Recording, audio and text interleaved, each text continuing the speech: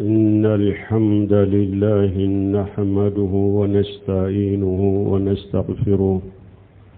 ونعوذ بالله من شرور أنفسنا ومن سيئات أعمالنا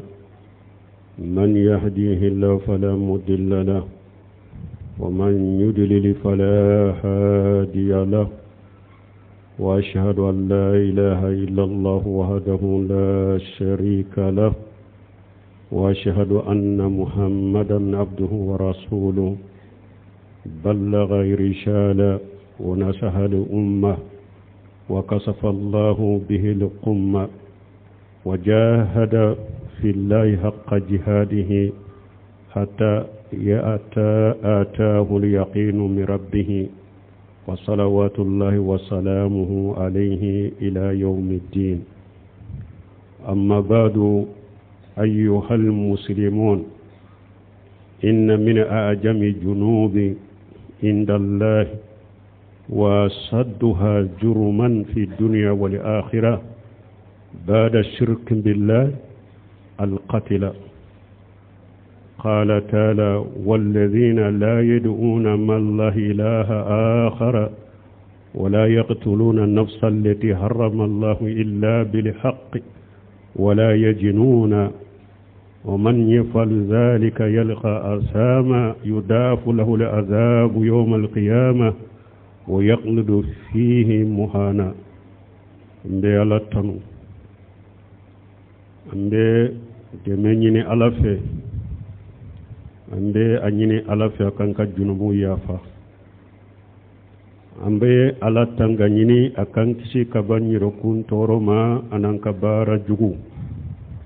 ni alay jommin kanda mugote soro min bo fili ni alay jommin fana fili mugote soro min bo kanda ambe shereya bato fe site min ka bato ciyani ala kelempe wute janyogonte alala ambe shereya muhammadu alaka jondo alaka chidendo ala yedanna ya min dama aye chide nyallase kadanna ya min dira makallashe ka konanjiya ke mantonye ala ye mushrikiya dibi wulina aye jihadu ke atigi ala ka siharala jihadu dambela fo saya kanama ala ka tanuniu abe ciden ka fokata saka kunu do fokata jon sarali donna no temina ka boye silamau akado junubu min kabbo alafe kateme junubu beka ani junubu mi ni awa ajanga kata na kolokolo na kabbo kosobe jien ani lagara mushirkiya kofe woye mugo fakade junubu min na kabbo alafe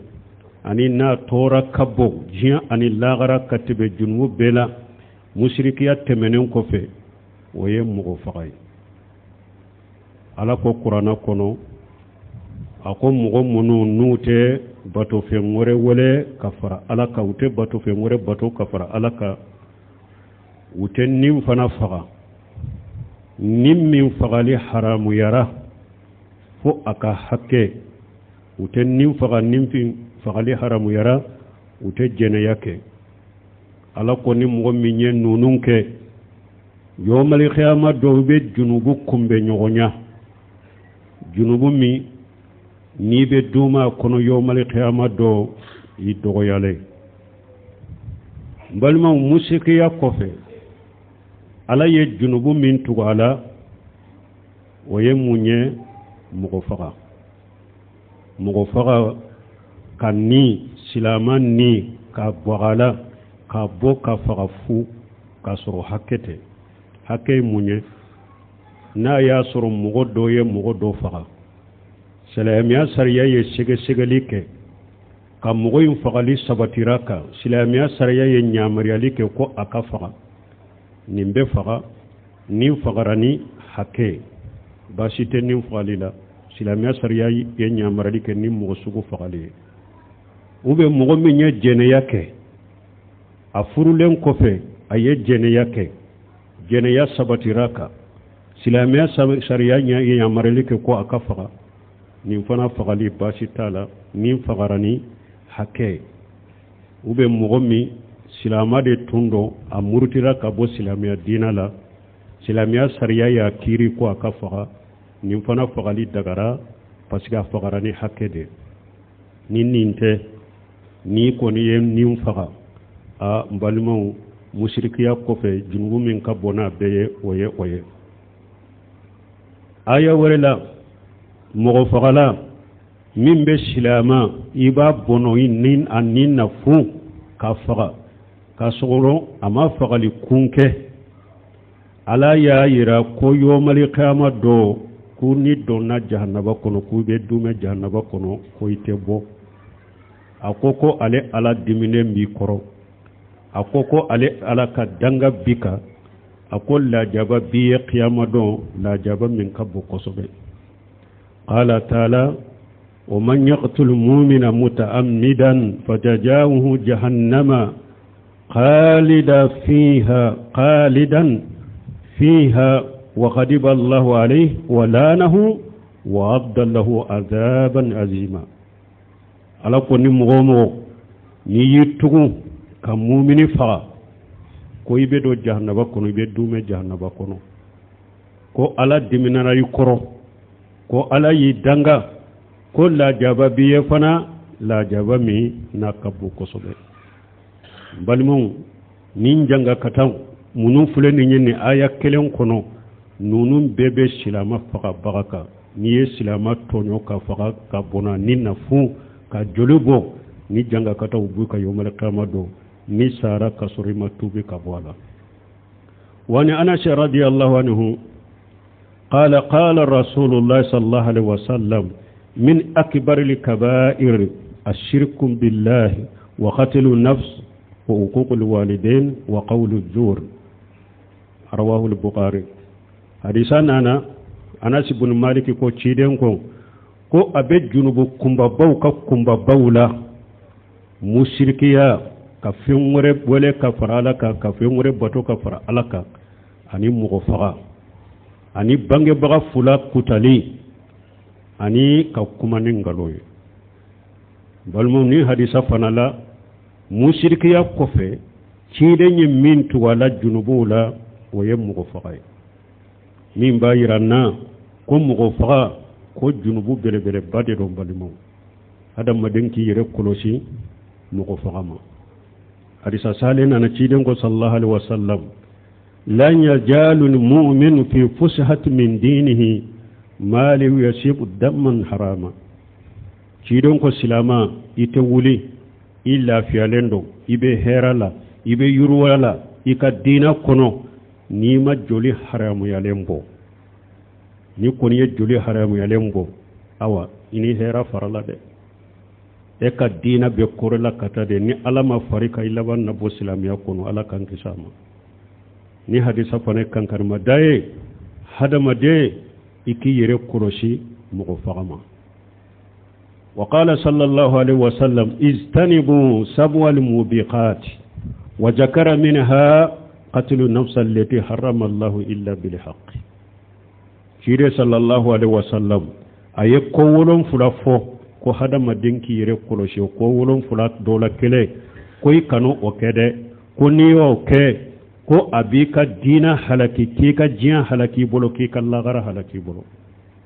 ko wolon fula ya fo akono kanin faga kasro fagali kunte nimbe ya yiran nambalmon nim fagali ko jugu bele ba balmon yomal qiyamah don jow ni nyogonche kiru ba damina minna hadamadin hakkun damfin ka hakke munun boni nyogonche yomal qiyamah do alabe kiri damina ni minye joli bode do awwalu ma yuqda bayna an-nas yawm al-qiyamah fi ad-dima' ciden ko sallallahu alaihi wasallam ako fen folo mi hakke munun be hadamadin damani nyogonche alabe kiri damina ni hakke folo minye oye joli bonde joli be munun temena hadama dawni nyogonce la gara ka kiru damfun yereni nyogonce ka hakke kiri be damina ni joli bonde waya yiran nan balimo silama joli boni a ko fitinin ta de hadamade iki yere kolosama wa qala sallallahu alaihi wasallam man qatala muahadan lam yarih raihatal jannati wa in riha la yujadu min masirati 40 ama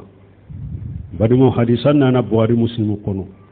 ciden ko lahidu kafiri do de me kafiri min do lahidu be annace ikanan kele anti kele ciden ko nin kafiri sugu akoni mugo yo fa kallahidu to annace ako yomal qiyama do arjanna kasa eta soroyin nun kono ako arjanna fana kasambi nani tama toyni arjanna ce ba kasa soroyin nunna akomme ni kafiri de me lahidu ba annace kanan kele anti kele niyo faga arjanna kasa eta soroyin nun kono balmo bun khaymu ko ni yorola akon nin kafiri nin fule alaka jugude me lahidu min banna ce alaka jugudo me alako niya fagar janna kasaita soroyin nun kono ako chugodi niye alaka jo silama faga ibeke chugodi ola niye silama nimbo ibeke chugodi ola mbalima ubun khaymu sagira kafo ko musodo ujibatil mar'atu fi hirrati ako musodo ala ya la jaba jahannaba kono jakumani de kama muso nye jakumani shiride ate ji dama ate dumuni dama ate jakumani mfoni ayere kata dumuni kena yereye kungoni muinogo ya faga ala ye muso indo jahannaba kono jakumani nkoso kiden ko ala ye muso nye jahannaba kono ko jakumani mbake kanyan wakashi kato jahannaba kono akoni ninkera jakumani aya amina ka shiri dumunite dama jite dama fo sara adonya jahannaba kono cide nya jakumani nya ba wagashi jahannaba kono ako chogodi niye silama mina bo ka fagadu ako ibe chogodi wala balmu nimbe ya iranna mugo faga hada madenki yere kolosa made silama nimboni yere kolosa made balmu ko jugu bele bado hada madenki janto yere la mugo faga akana ki bolode bal man kan yana mai fana kono sisa mugo faga a chayara de mugo faga chayara hada madewni nyugonce sisa kata do mugo ka sokono abe faga mugo be faga ukam mobilu kama mugo be faga ukanna fulu kama mugo be faga ukadu kono mugo be faga ukaso kono bal mo damani sinjum damabe nyugon faga balmo kodo an kan yere ko sama kasaro ciden ka baga li chamana ka kan karina chaman den nanaba anana bi bakra tabolo hadisa do la ciden ko ijal taga muslimain bi sayfihima fal qatil wal maqtul fi an-nar فقلت يا رسول الله هذا القاتل فما بال المقتول قال إنه كان حريص على قتل أخيه أبي بكر تكهدسنا نتشيدن كو سلاما فلا ناو ينيغن كمبي نيغن نكا بمروي أو كللا من فغرا أني أمي نافغا أبي بتاسمكو سلاما فلا ناو كللا أي نيغن فغا تشيدن كو من فغرا أني أمي نافغا أو فلا بيبي جانبا تاسمكو abubakar ta min ya hadisan mafula ciden ka shebaru ako cide min ko ne fagalike o be jahannaba kono ambo famu me min fana do saradu min fana fagaradu e ko fana be jahannaba kono ako oho parce que o fana kala nyina kanga ne atunye da ka balma yin fagade wo abe do jahannaba kono no ngani ya jugude mene ngani min tumbale fana la ka balma yin fagade ninde fanga bonyana de tama ube nin kona alema ya faga sunu betu nyengan ya kelende odi atu bebe jahannaba tasuma kono walmon nin beba yiranna hada madenki yire korosim go fagama wa qala sallallahu alaihi wasallam la jawalu dunya ahwanu inda allahi min qatl rajul muslimin tiren ko sallallahu alaihi wasallam ako jiya be kawuli yere o kan nogo ala bolo ka teme ka silama kelen bonandina jiya be ka wuli o kan nogo ala bolo ka teme ka silama kelen bono annina lambalmu ciden ko hadisa do kono ako la tarju badi kufaran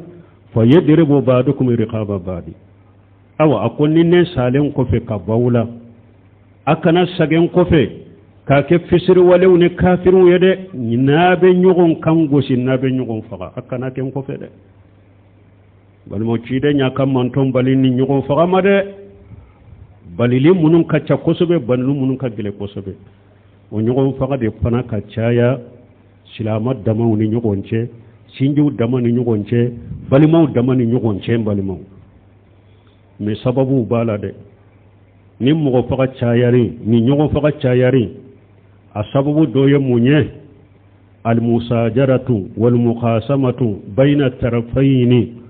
wa tuudi fi nihayati lil qatl bal mam ni ñogon faga a sababu doye munye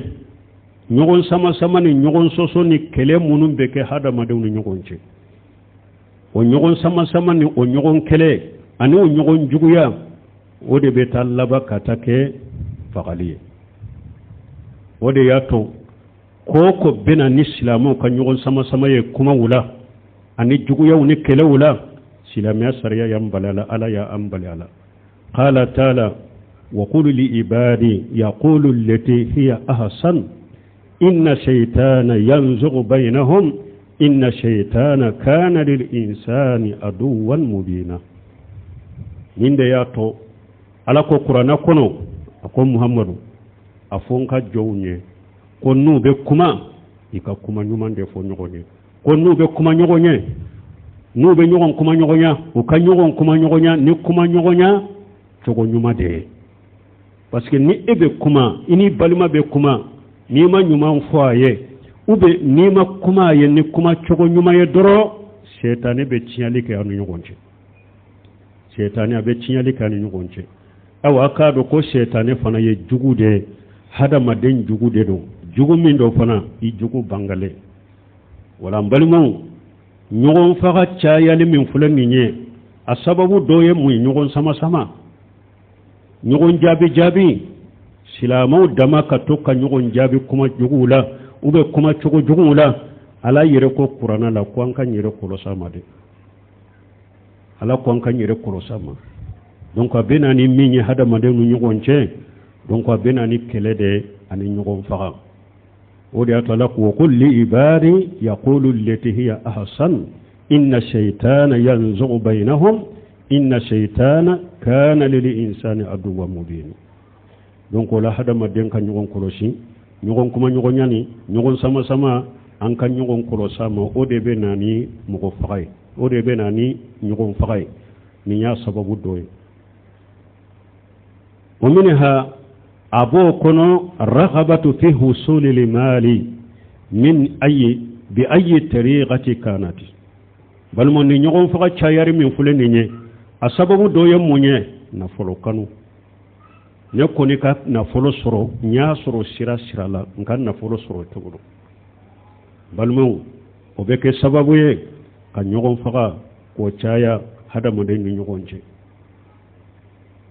qala sallallahu alaihi wasallam inna li kulli ummati fitnatan wa fitnatun ummati almalu ciden ko akum manto temina ala ye fitina fendo duma ala ye fendo duma ku la jarabini fendo ye mimbe kuma fitinai ako ale kam manton ka fitinai jumaye na folo wala mo hadama don nyogon jabi kuma jugula kuma nyuma jugu o teminen ko fe anine ala ko inna shaytanan qarya isa ya'buduhu al-musalluna fi jaziratil arab walakin fi at-tahris bainahum ala ko shaytane ciden ko shaytane jigi tigera ko hadama dawunte alebato salli bagawte alebato arabu kamarala me shaytane koni taye munye ka hadama dawulla suku bila nyogol kele chama nyogon jugu ya chama binani nyogon fagayo anko de foloy anko fulana na folo kanu ko jugu nkan na folo soro ni nya soro sira la balmo beke sababu o fana kera sababu e nyogon faga chayara parce que ciiden ko manton be fitina dogu bolo ale kam manton ka fitina munye na folo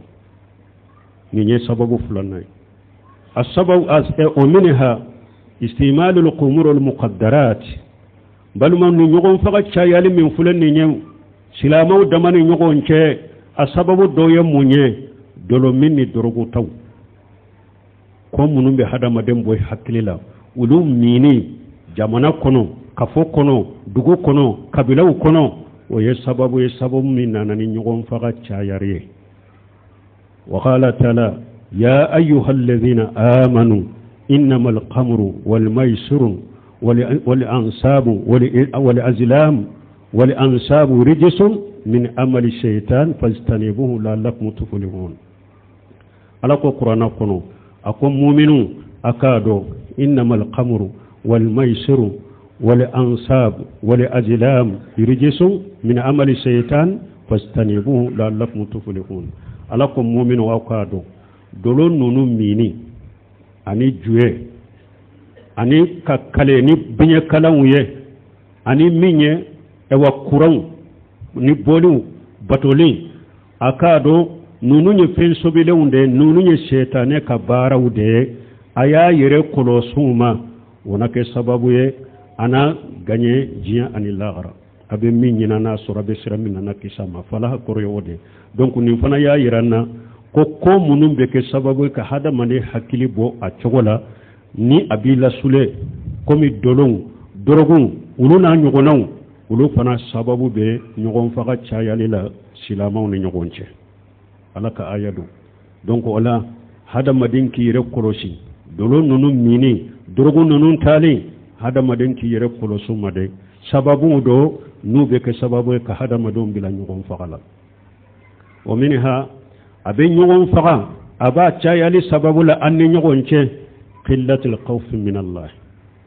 ala nya serenya dogo yali hadama dawna ala nya serenya dogo yali hadama dawna wa fana kera sababu kambila nyogon faga ma qala ta'ala qul inni aqaf inni ashaytu rabbi ajaba yawmin azim suratan al-an'am kono ala ko chide mafuye nebe shira ninyin tege ala soso nebe shira don kala jabaye don min kala jabaka bode wala ne hada madin shira na qiyama kala jabaye obeke sababu ki kisi kimina kabo had ewa silama fagalima obe dogo nyogon fagala niya nyogon faga chayara ni nyogonche alanya siranya dogo yali dedo hada maduna yala siranya dogo ne hada maduna dron nyogon faga be chaya donc nyogon faga chayali min banni nyogonche alanya siranya dogo yali fana bala ala ko chide nyere kafo ne be sira ninyin tige ala soso be sira donc alla jaba kono don minna kala jaba kabbo kosobe o minha itinagu al afkari dalla abe nyogon faga chayali la anni nyogonche haklina jugu tali mugo bolo mugo be filmu munu laje ni mugo faga modeli bebe filmu nunu kono nu do filmu sugu laje obe haklina jugu ke hadama dawna ko dusukunja ufana nuye mugo faga sugu minni mugo faga modeli munu nye filmu la o fana bo la dige kata o nyogona ke ka mugo faga haklina jugu tali obe nyogon faga chayali la anni nyogon chede qala ta'ala afaman juhinna lahu su amalihi farahu hasana ala ko yalaw ala ye ewa mu'min na kabara jugu masirla anye koro ayaye komi nyuma donc haklina jugu de kera hada madew nye koro kado haklila kanye unye koro uye barate nu ye kafo koro nyogon faga chayara wa qala ta'ala ya ayyuhalladhina amanu la tattabi'u khutuwati shaytan ala ko hada madew akana shaytane ka shiraw akana tugulu ko de shaytane ka shiraw de haklina jugu ye haklina jugu nalu jamanu kono haklina jugu nali dugu kono haklina jugu donne ewa kabilaw kono ni filmu kuntalla jewu nyem mo faga modelu sugu bella jeli filmu la o bena ni haklina jugu ye demisenu na nu fana beke mo faga lay wala mo ni fana ye nyogon faga aya chaya anni nyogonche a'udhu billahi minash shaitanir rajim juwinna lin-nasi hubbu sahawat minan nisa'i wal banin ila akhir al-aya barakallahu li wa lakum fil qur'anil hakim wa nafani wa iyyakum bima fihi min al-dhikri al-hakim aqulu qawli hadha واستغفر الله لي ولكم ولسائر المسلمين من كل جنب واستغفروه إنه هو الغفور الرحيم.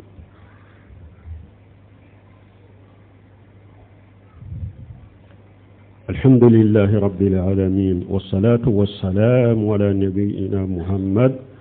وعلى آله وأصحابه وسلم تسليما كثيرا. أما بعد، قال صلى الله عليه وسلم: ما تركت بعدي فتنة أضر على الرجال من النساء. بلمو من يغون فقط شايالي فنا أن يغون شيء قبلو كنو دوكلين كنو سنجو كنو أسبب دوية مونيه مسوك فتنة. شيدين قالما فتنة سيتوا كوفي من بيت شيء تورو كمسوبو حريصة دولة شيدين واتقوا الدنيا واتقوا النساء فإن أول فتنة بني إسرائيل كانت في النساء. شيدين قا يسرا جناية أيسرا مسونية بني سلانكاو فتنة فلو مني بني سلانكاو سرو أيو سرو ني مسو كودة مسو فتنة دي دودة. شيدين قا حديثة دو كنو ما رأيت من ناقصة الدين وأقل أجهب بلب رجل هاجم من إهدا كنا. حديثة دولة شيدين ko alema mugoye min ka dina nagasilendo aka hakili nagasilendo min na bese ka cheba koro chesilen boy ka hakili naka kimile ki jenge kata yoro were kaw muso dola kelembo balmo ni muso nyana muso nyuma abe dunyede abe duke du nyuma de ube hari muso nyuma na ye du soroko du nyuma do aba ka nyuma ya be do faraka juguma min be du inkono aba ka juguma dogoya muso nyuma mbokete mbe mbalimo muso jugu na do na du kono ni hari du kanyi aba chinya muso nyuma be du chinya de muso jugu abe du chinya awa hari na ye du chinya lende soro abe do faraka na ya soro du kanyi de abe du nyuma ya hari na ma bwa kono abe du nyuma ya nyumai aba dogoya de wodi ato muso fana shembala de fitina muso jugun nyogon faga min chayali fule hada madinu nyogon che muso ka fitina bala de shiden ko le ma fitina sito akofe min be che toro ka muso bo balmo tuma mi doni ka bo yenni hadisa fo ko alaka aya benni sinsi shiden ka kuma min fule ninye ko ma fitina to akofe min be che toro ka muso bo aya bo sinsi de alako juhinna linnasi hubbu sahawati minan nisa wal banin tumami alako ko alaye nindungu masri hada maden nyekoro o nindungu munum masri na hada maden nyekoro nube hada maden la fitina ki ka jiya chiyai bolo ki ka lagara chiyai bolo ala ya foroke munye muso minan nisa jiya ka fitina fion ala ya folo ke muso de mbalimo. Donc on muso kon on muso fitna o fana ye nyogon chaya nyogon faga o ya chaya kabila damani nyogon che sinju damani nyogon che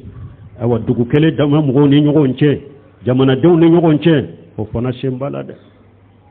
ci de nyere yem mi fa furay minye ci de nyere mi fa furay wodede fattaqu dunya wattaqun nisa ay sira jinya de akasira muso nye o mbalimo ambe wele damin ke silamaw ni nyogon famin bani nyogon che anye sababu dofo ni hada madem min yere jate minake haribi sababu chama worebe ni nyogon faka chayari la minte anye munun fo na doye nonu nyede kata jamana marabaguma kata dutiguma kata dugutiguma ani alimamiu wajul kelaw anyenyi sababu munun fo nulu de beke sababu ye ka hadama dum bila ni nyogon faka chayari la abbe ka joyoro be nunu na nunu aka fere ke nunu be bo mo ni nyogon che chogomi de kata nyogon sama chama ni nyogon kele chama ani jiyan na fulo kanu min fulenye ni mo be nyogon faka akama hakrina jugun balmo be shembala de be joyoro be ki ka joyoro fa nunun be bo silamaw ni nyogon che chogomi kata marali kala bawma kana dutiguma dugutigu alimamiu wajulu kelaw aye haklinaw fara nyogon kade aye hakkilinaw fara ɲɔgɔn kan a bɛ se k'a ka jamanaw dila cogo min a ye hakkilinaw fara ɲɔgɔn kan a bɛ se k'a ka duw dila cogo min a ye hakkilinaw fara ɲɔgɔn kan duguw bɛ se ka dila cogo min ni ɲɔgɔn faga ka bɔ silamɛw ni ɲɔgɔn cɛ dɛ balima ni ɲɔgɔn faga ma bɔ silamɛw ni ɲɔgɔn cɛ nin tɛ ko ye ko min ni silamɛya majamuli b'a la ni silamɛya tɔgɔ ɲuman b'a la dɛ silamɛ damaw sinji damaw balimaw damaw ka taa don mɔgɔ ka fɔ a ka so kɔnɔ ka faga ka taa don mɔgɔ ka jɔ mɔgɔ ye kungo kɔnɔ siraw la ka faga ka kɔgɔta ka taa mɔgɔ sigira ka du kɔnɔ ka faga ka bɔ ka taa ni yɛrɛ ye n balima an kan janto an yɛrɛ la awa mɔgɔ si t'a kɛ n'i bɛ lafiya diɲɛ kɔnɔ i y'a dɔn diɲɛ sariya la ala y'a kɛ de n'i ye mɔgɔ faga ala y'a kɛ i ka faga de i ka minɛ i ka faga o de y'a fura ye ni mɔgɔ min ye mɔgɔ faga n'a tun bɛ minɛ ka faga bɛɛ ɲana hali ni fagali ma bɔ jamana kɔnɔ a bɛ dɔgɔya o walakum fil qisatu hayatu ya ulul albab ala ko ɲanamaya b'aw la tajuru sara ɲanamaya b'aw la tajuru sara la hakilimaw mɔgɔ ye hakilima ye ni mɔgɔ ye mɔgɔ faga a sabatira ka a minɛna ka faga o bɛ kɛ sababu ye ka ɲanamaya de mɔgɔ faga bɛ dabila hari n'a ma dabila a bɛ dɔgɔya dɛ a bɛ dɔgɔya balimaw i k'a dɔn i bɛ mɔgɔ faga fana ciden ka di sahalen ba kan yomali kiyama don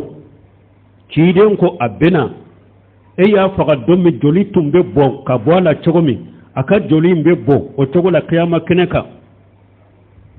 a b'i minɛ a kunkolo b'a bolo n'i y'a kun de tigɛ ubiyɛn y'a kun de ci a kunkolo b'a bolo ni a bolodon ye a bolodon a b'o kɛ ka e minɛ k'i sama fo kana laaresi kɔrɔ ayiwa a b'a fɔ n tigi ala nin de ye ne faga diɲɛ kɔnɔ a ɲininka a ye n faga kun min na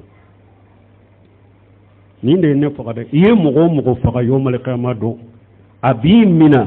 k'i sama kana fɔ laaresi kɔrɔ a b'a fɔ n tigi ala nin de ye ne faga diɲɛ kɔnɔ dɛ a ɲininka ye n faga kun min na k'a f'i ye kɛ balimaw ala kan kisi ala kan tanga n'i ye mɔgɔ faga depuis ka diɲɛ ɲɛnama i yɛrɛ i ka diɲɛ ɲɛnamaya tiɲɛ fɔlɔ lafiya tɛ ye o lafiya tɛ ye hali ka diɲɛ ɲɛnamaya kɔnɔ hali ni mɔgɔ ma si ma i y'a dɔn silamɛya sara ko i kan ka faga de mais hali n'i ma faga i bilala i ka ɲɛnamaya tiɲɛna i ka vie tiɲɛna n'i ma tuubi ka taa ala ma i ka vie tiɲɛlen don i ka ɲɛnamaya tiɲɛlen don e tɛ se ka ɲɛnamaya komi hadamadenw tɔ bɛ cogo min ciden de y'o fɔ lan yazalu mu'minu fi fushatin min dini ma lam yusibu damma haram a ko silamɛ tɛ wuli i bɛ yurwali la i ka diinɛ la i bɛ lafiya la i ka diinɛ la i bɛ hɛrɛ la i ka diinɛ la n'i ma joli haramuyalen bɔ harisa o de la ciden ko sallallahu alaihi wasallam inna min waratati al-umur allati la makharaja liman waqa nafsahu fihi safku dam al-haram bighayri hillihi ciden ko be ko bawla ko ban munu ni hadamaden yi yɛrɛ fili u kɔnɔ n'i tɛ bɔda sɔrɔ i yɛrɛ la joli bɔnni joli min bɔnni ye haramu ye ko joli bɔ k'a sɔrɔ a bɔnni tɛ daga ye ciden ko a bɛ kobaw la koba minnu ni hadamaden n'i ye i yɛrɛ fili u kɔnɔ i tɛ bɔ yɔrɔ sɔrɔ i yɛrɛ la a ko kobaw dɔ ye mun ye joli haramuyalen bɔnni ala ma joli min bɔnni haramu ye ni kɔni ye bɔ kɔni i yɛrɛ y'i yɛrɛ bila koba dɔ la ko min bɔda tɛ i la ala kan kisi ala kan tanga ala ka jamana tanga ala ka silamɛdenw tanga ni ɲɔgɔn juguya ni ɲɔgɔn kɛlɛ ni ɲɔgɔn sama-sama min bɛ silamɛw ni ɲɔgɔn cɛ fo a bɛna ni ɲɔgɔn faga ye ani ni sababu minnu bɛ silamɛw ni ɲɔgɔn cɛ n'u carila n'u nana ni ɲɔgɔn faga cari sababu ni ɲɔgɔn cɛ ala k'u wuli k'u ban ni ɲɔgɔn cɛ ala ɲɛ siranya dafalen ala k'o fili silamɛw dusukun kɔnɔ ala ɲɛ siranya baliya senba b'a la komi an y'a fɔ cogo min ala k'ala ɲɛ siranya ni limaniya fili silamɛdenw dusukun kɔnɔ n'u bɛ wuli ka bɔ ni ɲɔgɔn faga caman na ربنا آتنا في الدنيا حسنة وفي الآخرة حسنة وقنا عذاب النار ربنا لا تزغ قلوبنا بعد إذ هديتنا وهب لنا من لدنك رحمة إنك أنت الوهاب اللهم أعز الإسلام والمسلمين وأذل الشرك والمشركين ودمر أعداءك أعداء الدين برحمتك يا أرحم الراحمين وآخر دعوانا الحمد لله رب العالمين